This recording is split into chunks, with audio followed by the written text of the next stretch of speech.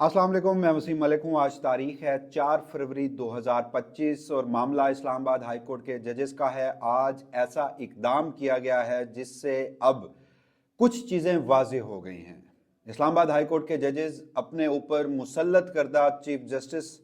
के आने के बाद इस्तीफ़े नहीं दे रहे। एक कानूनी जंग का आगाज़ कर दिया गया है। 5 जजेस की बजाय अब मुमकिन तौर पर 7 जजेस होंगे। जस्टिस आमिर फारूक जो कि chief justice Islamabad high court हैं, उन्हें भी मुश्किल सूरत हाल का सामना करना पड़ सकता है इस इकदाम से। और उसके बाद imported chief justice Islamabad high court जिनका नाम जस्टिस सरफराज डोगर है, मुमकिन तौर पर जिनके लिए ही ये सारी कार्रवाई, ये सारे इकदाम वफाकी हुकूमत बिलखसूस एग्जेक्टिव की जानिब से किए गए थे, वो भी चीफ जस्टिस ही नहीं बने, उससे पहले ही उनका नाम जो है वो मुस्तरद कर दिया गया है। तो इस्लामाबाद हाई कोर्ट के 5 जजेस की जानिब से आज जो इकदाम उठाया गया है उससे सूरत हाल क्या होगी और इकदाम था क्या और उसके आने वाले दिनों में क्या असरात होंगे, आज की इस वीडियो में तफसीलन आपके सामने कुछ मामलात रख देता हूँ। तो सबसे पहले जनाब, गुज़श्ता एक हफ्ते में जो एपिसोड हुआ, इस्लामाबाद हाई कोर्ट के जजेस ने ख़त लिखा और उस ख़त में मुखालफत की। मुखालफत इस बुनियाद पर नहीं की गई थी कि आप इस्लामाबाद हाई कोर्ट में जजेस को ट्रांसफ़र नहीं कर सकते। उस ख़त में नुक्ता ये उठाया गया था कि जजेस की सीनियरिटी मुतासर नहीं होगी, इस्लामाबाद हाई कोर्ट के जजेस ही सीनियर रहेंगे। उसके बाद हमने देखा कि रात के औकात में वफाकी हुकूमत की जानिब से जजेस का तबादला हुआ, गजट नोटिफिकेशन हुआ। कल सीनियरिटी लिस्ट भी चीफ जस्टिस आमिर फारूक की जानिब से जारी कर दी गई थी। तो आज के रोज़ जो सूरत हाल सामने आई है उसके मुताबिक इस्लामाबाद हाई कोर्ट के इन 5 जजेस ने एक intra court departmental representation file कर दी है। अब ये इंट्रा कोर्ट डिपार्टमेंटल रिप्रेजेंटेशन क्या है जो कि सीनियरिटी के मामले पर फाइल की गई है, सबसे पहले उस पर ज़रा बात कर लेते हैं, क्योंकि ये बराह रास्त जुड़ी है इस्लामाबाद हाई कोर्ट के जजेस के उस खत से जो कि दूसरा 5 जजेस की जानिब से जो खत लिखा गया था। और जो वीडियो के आगाज़ में मैंने कहा कि अब 5 की बजाय ये 7 जजेस हो गए हैं, तो मुमकिन तौर पर 5 जजेस ने तो ये इंट्रा कोर्ट डिपार्टमेंटल रिप्रेजेंटेशन दायर कर दी है। 2 जजेस उनके बारे में ये इम्कान जाहिर किया जा रहा है कि जस्टिस मियां गुल हसन औरंगजेब और जस्टिस अरबाब मोहम्मद ताहिर ये भी अपनी अलग से intra court departmental representation seniority के मामले पर दायर करने जा रहे हैं। तो क्योंकि गुज़श्ता रोज़ सीनियरिटी का जो एक असूल था वो जस्टिस आमिर फारूक ने तय कर दिया था और उसमें इस्लामाबाद हाई कोर्ट के जो सीनियर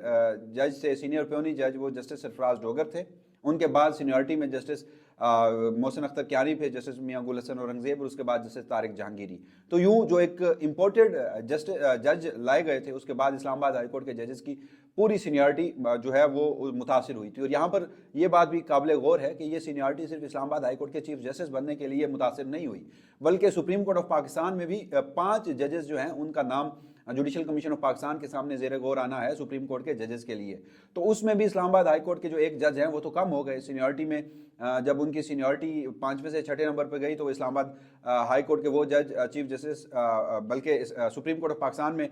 जाने के लिए भी अहल नहीं रहे हुए, क्योंकि उनकी सीनियरिटी कम हो गई। तो यूँ ये मामला जो है ये खासा गंभीर हो गया था। तो ये जो इंट्रा कोर्ट डिपार्टमेंटल रिप्रेजेंटेशन है, ये है क्या, ये होती क्या है? तो ये इंतज़ामी साइड पर जब कोई फैसला होता है उसको सबसे पहले आप डिपार्टमेंट के अंदर ही उस फैसले के खिलाफ इंतज़ामी अपील दायर करते हैं। तो ये जो इंतज़ामी अपील है इसको इंट्रा कोर्ट डिपार्टमेंटल रिप्रेजेंटेशन, यानी आप यूँ कह लीजिए आसान अल्फाज में कि इस्लामाबाद हाई कोर्ट के जजेस की जो सीनियरिटी मुतासिर हुई है उसको उन्होंने इंतज़ामी फोरम पर उस फैसले को चैलेंज कर दिया है। ये जुडिशल फोरम नहीं है, क्योंकि इसका फैसला चीफ जस्टिस आमिर फारूक ने करना है। अब उसके बाद जब ये रिप्रेजेंटेशन दायर हो गई तो इस पर पहला फैसला चीफ जस्टिस आमिर फारूक करेंगे और उसके बाद ये मामला जो है वो उस फैसले के खिलाफ आईनी दरख्वास्त सुप्रीम कोर्ट ऑफ पाकिस्तान में भी दायर हो सकती है। अब यहाँ पर जो जैसे मैंने आपको बताया कि चीफ जस्टिस आमिर फारूक जो हैं वो खासे मुश्किल में सुप्रीम कोर्ट ऑफ पाकिस्तान में जाने से कबल इसलिए पड़ चुके हैं कि उन्होंने पहले गुज़श्ता दिन एक जो सीनियरिटी लिस्ट है वो तो जारी कर दी थी। अच्छा, इस सीनियरिटी लिस्ट को जारी करने के लिए कोई स्पीकिंग ऑर्डर लिखना पड़ता है आपको, यानी एक ऐसा फैसला जिसमें वजूहात होती है। गुज़श्ता रोज़ तो कोई फैसला ऐसा सामने नहीं आया, बस एक फहरिस्त सामने आई कि जिसमें सीनियरिटी जो है वो तब्दील कर दी गई थी और सीनियरिटी मुतासर होने से chief justice Islamabad high court भी जो इस्टाब्लिशमेंट है उनकी मर्जी के और सुप्रीम कोर्ट ऑफ पाकिस्तान में जजेस के एलिवेशन वो भी एग्जैक्टिव इस्टाब्लिशमेंट हुकूमत उनकी मर्जी के होंगे। तो अब चीफ जस्टिस आमिर फारूक को इस मुश्किल सूरत हाल का सामना आया कि जब वो उन्हें इस्लामाबाद हाई कोर्ट के इन जजेस की इंट्रा कोर्ट डिपार्टमेंटल रिप्रेजेंटेशन, यानी कि इस फैसले के खिलाफ जो उन्होंने इंतजामी अपील दायर की है उसके ऊपर एक स्पीकिंग ऑर्डर जारी करना होगा, जिसमें बताना होगा कि आइन के मुताबिक, कानून के मुताबिक अदालती नज़ायर क्या है, उसके मुताबिक जस्टिस सरफराज डोगर जो है वो सीनियर प्योनी जज बनते हैं। हालांकि अगर हम देखें तो अदालती नज़ीर जो है वो भी इसके खिलाफ है। आइन की मंशा उसके बाद अगर कानून की बात की जाए तो वो भी इसके खिलाफ है। और इसके ऊपर हमारे इस्टेब्लिशमेंट ज़्यादा साफ़ी जो है वो माजी की बड़ी मिसालें देते हैं कि इस्लामाबाद हाई कोर्ट में इससे कबल भी 3 जजेस आए थे, उनका भी ट्रांसफ़र हुआ था, तो वो सूरत हाल और थी। 2 जजेस तो मुशर्रफ के दौर में जिन्होंने PCO का हल्फ उठाया वो लाए गए, फिर बाद में सिंध बार केस का जब फैसला आया तो उन्हें अपने ओहदों से हाथ धोना पड़ा, और उसके बाद फिर एक एक जज ऐसे लाए गए थे जो उस वक्त गलबन जस्टिस इकबाल हमीद रहमान थे, जो इस्लामाबाद हाई कोर्ट के पहले चीफ जस्टिस थे। चूंकि हाई कोर्ट नहीं बनी थी, लाहौर हाई कोर्ट से उनका ट्रांसफर हुआ था, तो उन्होंने भी आकर यहाँ पर हल्फ लिया था। तो अब इन जजेस ने क्या किया है, इन्होंने हल्फ नहीं लिया, और इस्लामाबाद हाई कोर्ट के इन जजेस ने, इन 5 जजेस ने अपनी जो डिपार्टमेंटल रिप्रेजेंटेशन है उसमें जो मौकफ अपने अख्तियार किया है वो बिल्कुल वही है जो उन्होंने अपने खत में मौकफ अख्तियार किया था कि जो इस्लामाबाद हाई कोर्ट के जजेस हैं उन्होंने जो एक जज का हल्फ होता है उसको मद्देनजर रखते हुए ये मौकफ अपनाया कि जब एक हाई कोर्ट में आप हल्फ लेते हैं तो वो उस हाई कोर्ट की टेरिटरी का हल्फ होता है। यानी पंजाब जो है उसकी हाई कोर्ट लाहौर है, सिंध की हाई कोर्ट कराची, जो सिंध हाई कोर्ट है, अब जो बलूचिस्तान है उसकी अपनी हाई कोर्ट है, KPK की अपनी हाई कोर्ट है, इस्लामाबाद की अपनी। तो जब ये इस्लामाबाद में आए हैं तो इन्हें हल्फ लेना होगा। अच्छा, अगर ये हल्फ ले लेते तो फिर इनकी सीनियरिटी हल्फ के दिन से काउंट होती, क्योंकि सुप्रीम कोर्ट ऑफ पाकिस्तान के फैसले हैं और हमारे यहाँ यही होता है कि जब कोई जज हल्फ लेता है तो उसके हल्फ की डेट से उसकी सीनियरिटी काउंट होती है। अब आमिर फारूक साहब को इस बात को जस्टिफाई करना होगा, वो किन आइन की शिकों, किन कानून के तहत, किन अदालती नज़ायर के तहत ये जस्टिफाई करेंगे, क्योंकि ये तो एक शाही फरमान था। इस्लामाबाद हाई कोर्ट के इन जजेस को सबक सिखाना है, लिहाजा किसी सूरत भी इनका chief justice Islamabad high court बनना मकसूद नहीं है। तो एक तो ये मुश्किल सूरत हाल है, और दूसरा इस सारे मामले में for the sake of argument, जो कि हकीकत है, इसमें अगर हम ये कहें कि कोई रिलीफ मिलता दिखाई दे रहा है तो रिलीफ इस तरह से मिलता दिखाई नहीं दे रहा कि कुछ भी लिखें chief justice Islamabad high court justice Aamir Farooq, उन्होंने बहुत सी नई जो जूरिस्प्रूडेंस हैं वो तय की हैं। टेरियन वाइट केस का फैसला देख लें, बाकी केस के फैसले देख लें, अगर वो इसमें इस्लामाबाद हाई कोर्ट के जजेस को रिलीफ नहीं देते तो ये मामला कहाँ जाएगा, ये मामला जाएगा आईनी बेंच में। आईनी बेंच भी रिलीफ नहीं देता, उससे कबल जो है क्योंकि ये जो कॉपी है इस रिप्रेजेंटेशन की वो चीफ जस्टिस पाकिस्तान को भी भिजवाई गई और कहा गया है कि आप जुडिशल कमीशन ऑफ पाकिस्तान का जो इजलास है वो मुलतवी करें। ना तो जुडिशल कमीशन ऑफ पाकिस्तान का इजलास मुलतवी होगा, ना ही आमिर फारूक साहब को रिलीफ देंगे, और ना ही आईनी बेंच जो है वो फ़ौरन से कोई रिलीफ दे देगा। तो इसमें होगा ये कि चाहे इस सारे मामले में रिलीफ ना मिले, इस्लामाबाद हाई कोर्ट के जजेस ग्राउंड तैयार करने में ज़रूर कामयाब हुए हैं कि लेट्स सपोज के justice Sarfaraz Dogar chief justice Islamabad high court बन जाते हैं, तो ये जजेस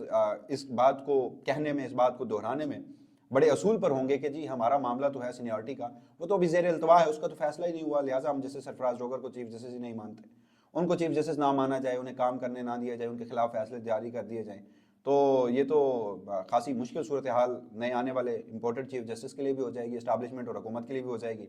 और दूसरा, अगर कुछ ना भी हो तो भी इन जजेस का ये तो फैसला है कि इस्तीफे नहीं देने,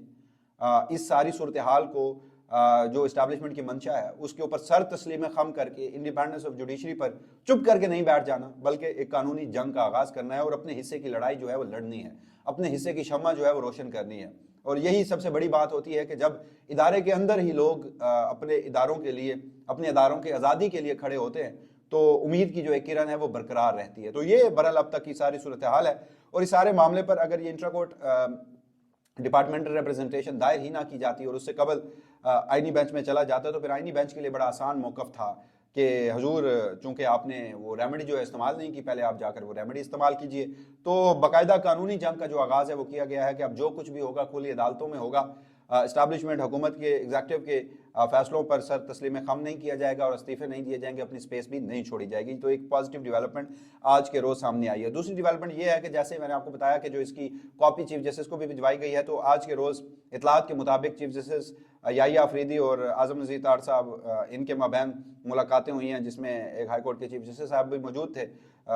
थी। तो उस मामले में भी प्रियम्पटिव मेजर्स जो है वो लिए गए हैं। और उसके बाद फिर इतलात ये भी है कि सुप्रीम कोर्ट ऑफ पाकिस्तान में चूंकि जजेस आने हैं, जस्टिस आमिर फारूक भी आने हैं, जस्टिस आलिया नीलम भी मुमकिन तौर पर आ रही हैं, तो जस्टिस आलिया नीलम की आज के रोज़ चीफ जस्टिस याहिया अफरीदी से मुलाकात के बाद 1.5 घंटे से ज़ायद के वक्त पर मुहित एक मुलाकात आईनी बेंच के सरबराह जस्टिस अमीनुद्दीन खान से भी हुई है। तो अगर ये दो जजेस सुप्रीम कोर्ट ऑफ पाकिस्तान में आएंगे तो फिर ये आईनी बेंच में भी शामिल होंगे, या इस आईनी बेंच में शामिल नहीं होंगे तो